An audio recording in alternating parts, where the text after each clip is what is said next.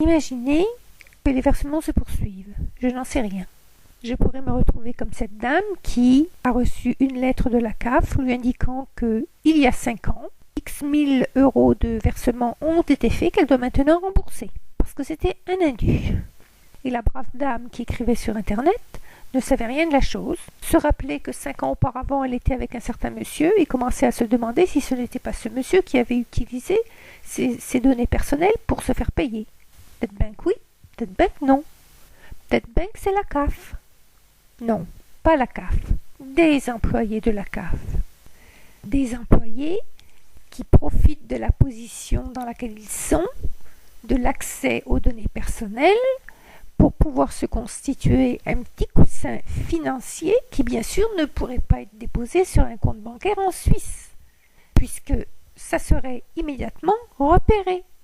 Alors, dans ce cas, il est tout à fait pratique d'avoir à sa disposition un compte qui aurait été ouvert tout à fait légalement, dont la fermeture aurait été demandée, mais n'aurait pas été effectuée, et qui pourrait rouler en sourdine avec toutes les apparences d'un compte tout à fait légal.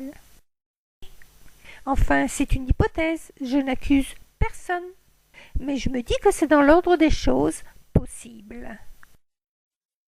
En fait, pour que ça marche, suffirait juste d'avoir des bons copains aux bons endroits. Après, c'est comme à la loto. Pile vous gagnez, face vous perdez. Pile, les inspecteurs ont repéré la faille. Votre compte dont vous ignoriez l'existence a été découvert et vous devez rembourser. Face, les inspecteurs n'ont rien vu passer. Tous les paiements ne sont pas systématiquement inspectés, donc il y en a un certain nombre qui passent dans les mailles du filet.